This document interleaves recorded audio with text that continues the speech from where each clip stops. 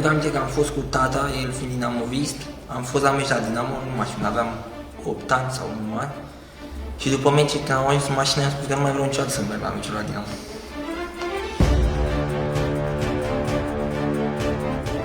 Mă uitam la meciuri așa la televizor și din ce în ce mai mult îmi doream să ies să mă joc cu mii de amici și cu prieteni. După am fost la o echipă de fotbal, la Titu.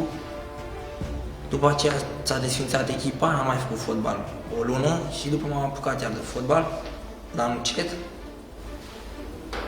Și de acolo a început. După am venit la București și... Restul e istorie. Să sperăm.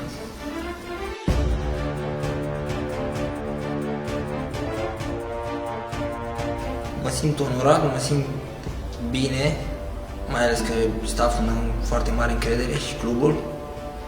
Și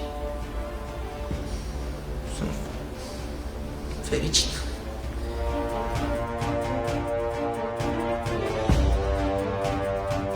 Neymar. De ce? Îmi place stilul lui cum driblează, cum pasează.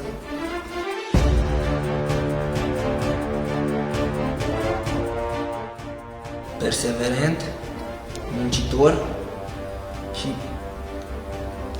un foarte bun dribleur.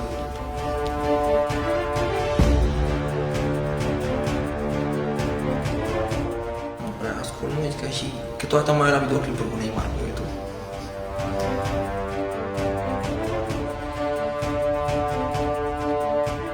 Tot în Spania, la Liga. De ce? Mi se pare mie campionatul așa mai pe tehnică, mai ușor.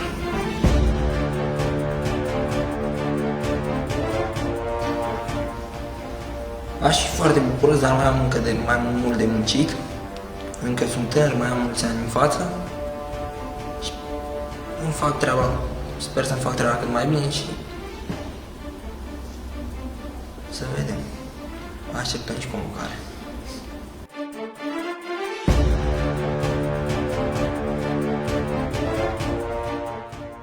Îi așteptăm cât mai repede pe stadion, le simțim lipsa foarte mult și să fie alături de noi cum au fost și până acum.